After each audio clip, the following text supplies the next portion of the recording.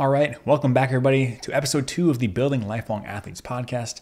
I am your host, Jordan Renicky. Thank you so much for tuning in, whether it's on video or on your favorite podcast app. That really means a lot. And today we're going to talk about nutrition and diet, essentially. Last week we talked about the necessary 9, or kind of my framework for the things we should be hitting for optimal health. And today we're going to talk a little bit deeper, looking at nutrition and specifically. And we're going to talk about what it looks like to build healthy dietary patterns. So what I'd like to say is essentially I like to create a health promoting diet. That's kind of how I label this, a health promoting diet, meaning that we are moving towards goals and improving as many risk factors as possible with this diet. And I leave this very broad. I'm going to say, what is a health promoting diet? Well, it can look different for everyone. And honestly, it probably will look different for everyone. I'm not saying you have to eat one specific way. I don't like to brand myself into that or kind of put myself into a corner. I'm just saying there's lots of different ways to reach the goal we're looking for with nutrition. But overall, a health promoting diet is decreasing as many risk factors as we can while maintaining a consistent approach throughout. Like I said, it's no good if we're just eating something for 2 weeks and then we go back to what we're doing. We want to create a sustainable plan.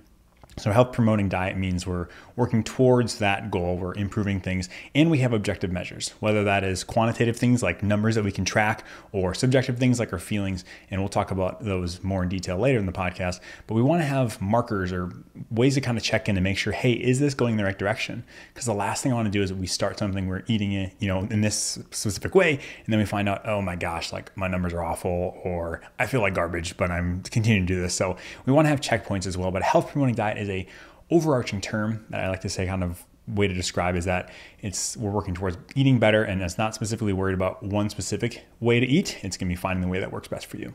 All right, so the next topic we're going to talk about here is kind of giving a little bit of history as to why we think nutrition information is so confusing. I mean, if you type in best diet, you're going to get a billion results on Google, and it's going to be really confusing because you have some people saying, hey, it's this, other people saying, hey, it's that. In reality, life is very rarely black and white when it comes to the science. And so there's kind of some nuance and some gray area in between. And that's where we tend to live in reality. And so the first thing is that it's challenging.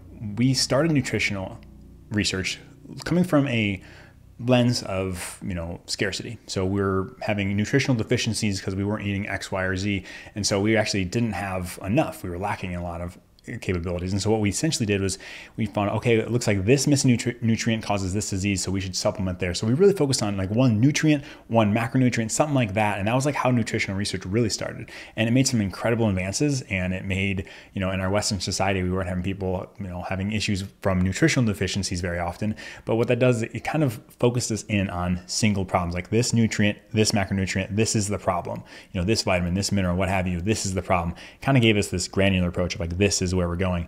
And as we've kind of moved over the years from an idea of scarcity to kind of now we have abundance, and that's our main issue, the general approach of just focusing on one thing or one nutrient doesn't seem to be correlating with what we're seeing today. Obviously, there's lots of factors to why nutrition has changed in terms of policy, recommendations, all that. But we kind of, if you think about it, going from a scarcity mindset to now we have an abundance, we need to adjust how we frame nutritional research through that too, and it's really challenging.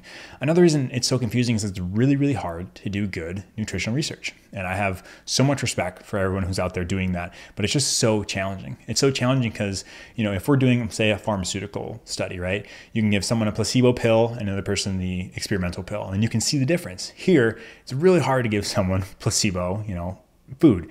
I guess you could give people like odorless, colorless pastes, maybe. I don't know. It'd be challenging. Either way, you would know what you're doing.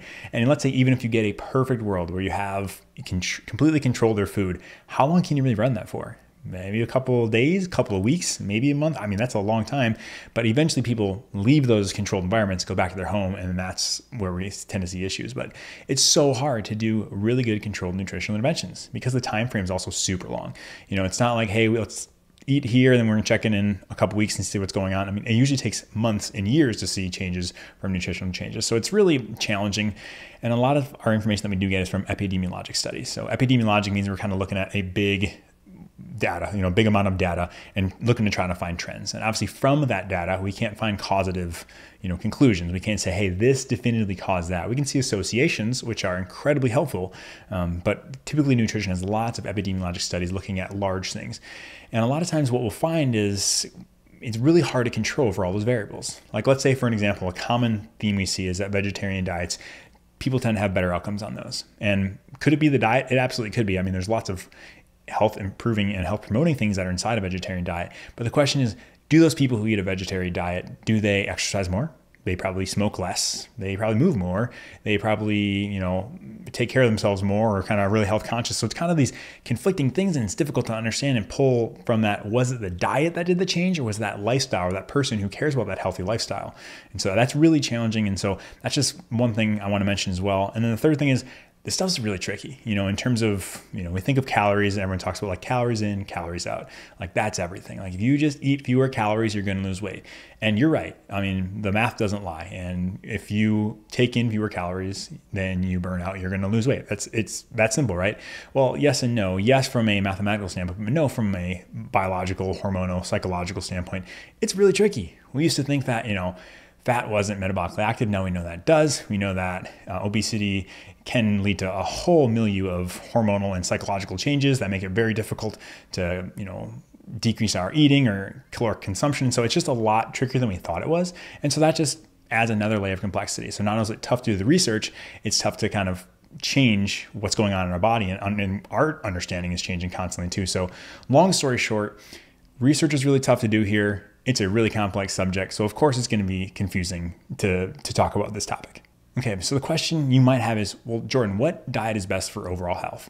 And that is like saying, hey, what is, the meaning of life? That's a really challenging thing, and a topic up for debate for, for generations that people have talked about over and over again. But saying what is the best diet for health is really opening a huge can of worms. There's specific ideas that we talk about in terms of what diet, there's a bunch of different diets that they talk about. There's lots of literature on certain things.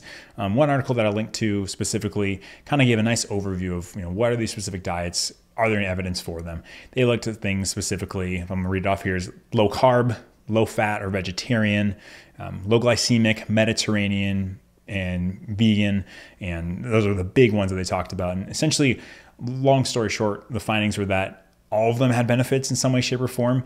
And so there was no one specific diet that seemed to be the best for one specific thing.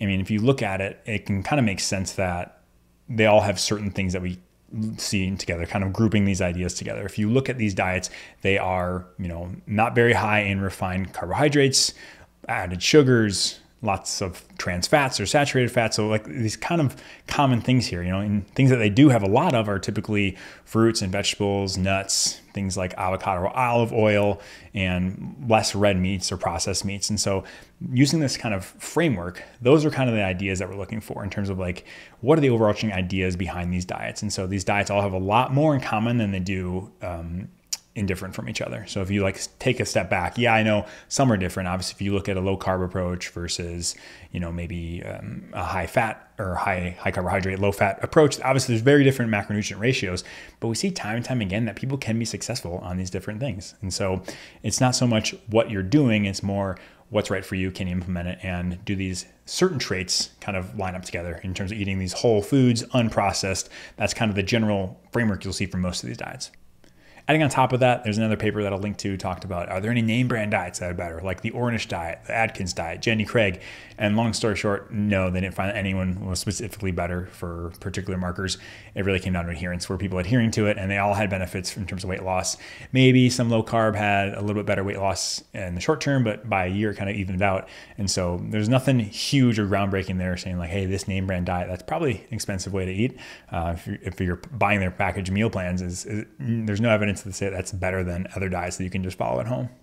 And so overall, it's kind of confusing to say, okay, well, if you say nothing matters, then like, what can I do? Well, I want to break it down here, kind of think about a framework. This is a framework that I've learned from Peter Tia. He's a fantastic physician and podcaster as well, and I really respect his information. He kind of put it very eloquently that at any given time, there's three main levers we can control in our diet, whether that is, when we're eating, what we're eating, or how much we're eating. And so we think we'll break it down one by one. And we talk about when we're eating, we talk about things like intermittent fasting.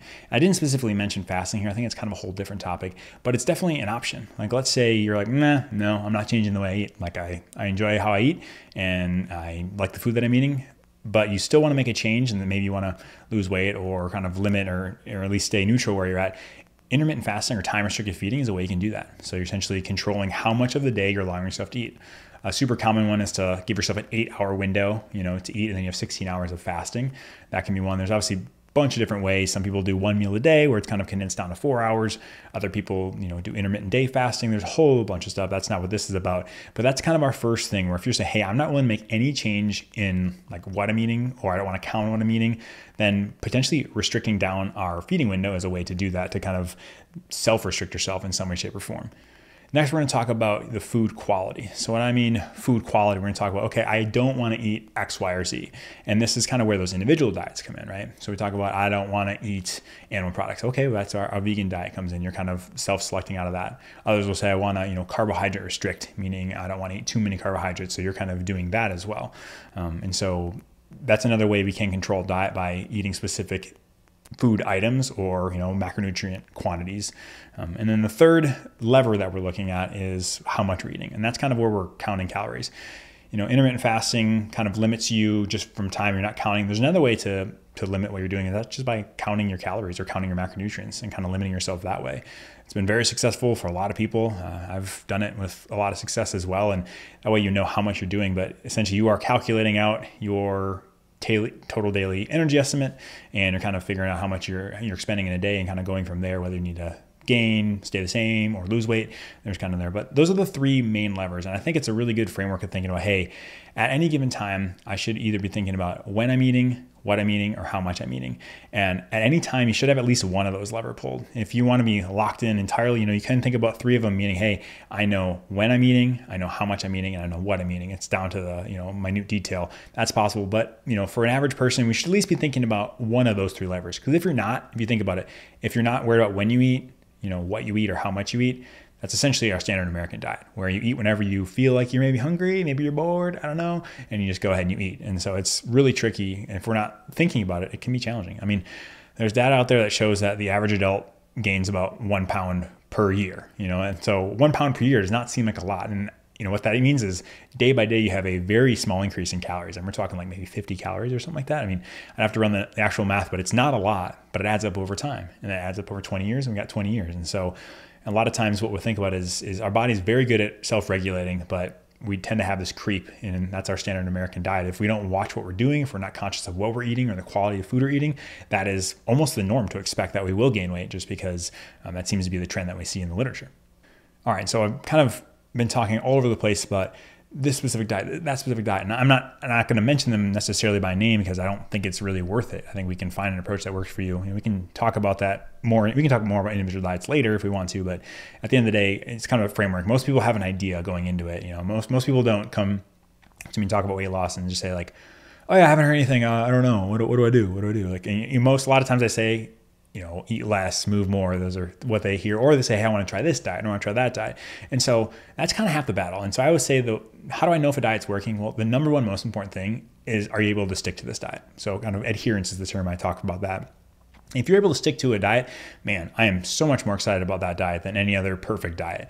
Maybe it's not ideal. Maybe it's not by the letter what the diet recommends. But at the end of the day, if you can stick to something, man, you're going to have way better chance of success if you're doing that, as opposed to, oh, I want to try this, and you do it for 2 weeks and then you fall back, and then I want to do this for a month. And then, so finding something you can stick to, like adherence, is by far and away the number one most important thing. So that's why when patients say, hey, I've heard about this, can I try this?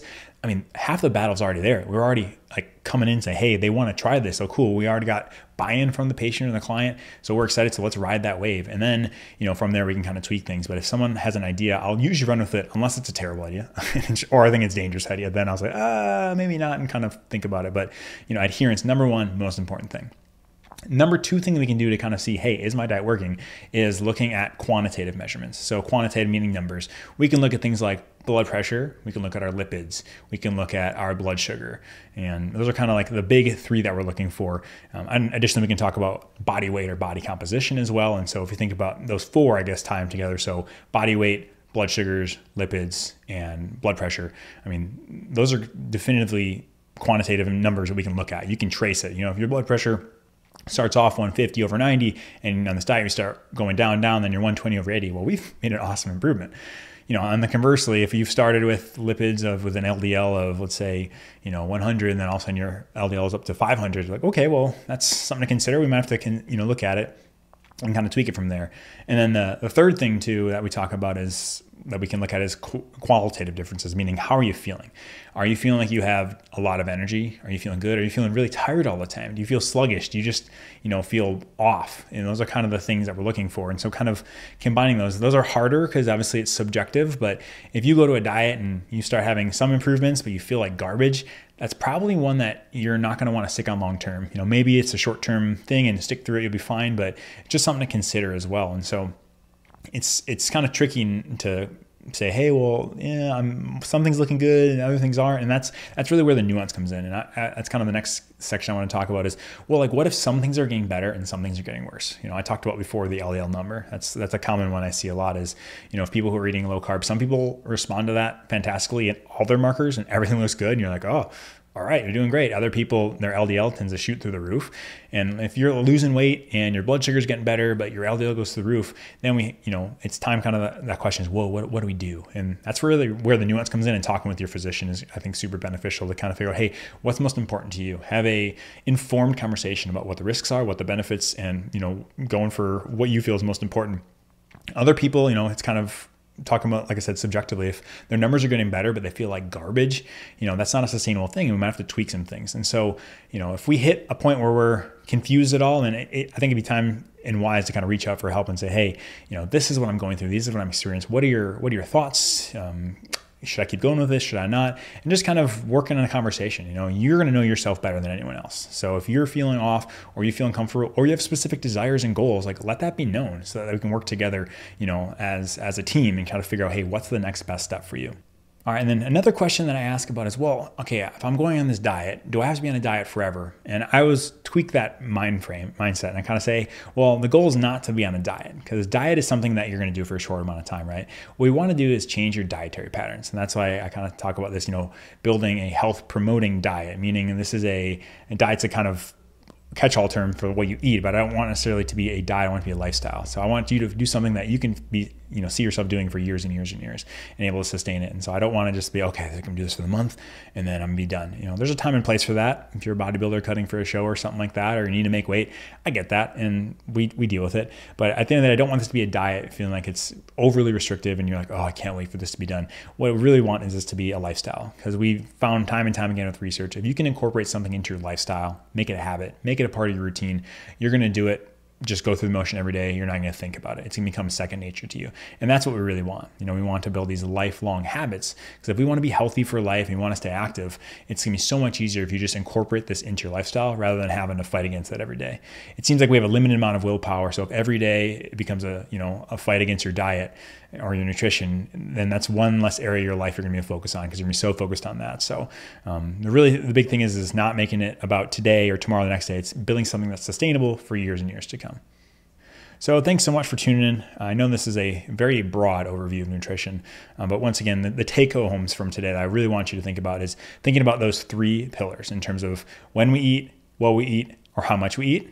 That's kind of a good framework from there. If you start and think about, okay, like I don't want to give up anything. I want to eat what I want. My mother's a perfect example of this, in that she wants her ice cream, which is fantastic, and she intermittent fasts and it works for her. That's one example. Let's say, okay, next example is then I want to change up what I want to eat. I want to try a low carbohydrate diet or a vegetarian diet. Okay, that's fine too. Or if you say, hey, I want to go and count macros, that's great. But of those three levers that we talked about, one of those should probably be pulled at any time. And with that general framework of those levers, then underneath that is where we start fitting in those specific diets. Say, okay, inside that lever framework, I want to try this diet or that diet. And that's what's really important. And when thinking about, hey, is this diet working for me? Number one, think about adherence. Is this something you can do for a long time? Because that's really, really, really important to me, is getting you onto something that's sustainable.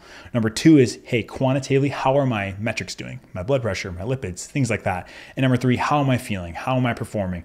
That's kind of, what we're looking for. And then from there, we iterate, right? If we're not there, we tweak some things, go back, but this is going to be ever changing, ever evolving. The way I eat now is not the way I ate, 10 years ago, nor will it probably be the way I eat in 10 years from now. And so we're always kind of changing, but I really want to encourage you to kind of incorporate this into your lifestyle. And so if we think about that take home for the day, that we think about those overarching principles, how can we implement it and how can we make it last for life? I think we're on the right path to making you a lifelong athlete. But thank you so much for tuning in today. I really appreciate it. I can't tell you how much it means to me that you're listening to this. I know there's so many things you could be listening to, so I really appreciate it. If you found this helpful or you enjoyed it, it would mean the world if you would like, comment, or subscribe. I think that would help tremendously to help get the word out on this. And if you have friends or family might find this interesting or it might be beneficial to them, please share it. That would mean the world. So thanks so much for stopping by. I really appreciate it. We'll catch you later.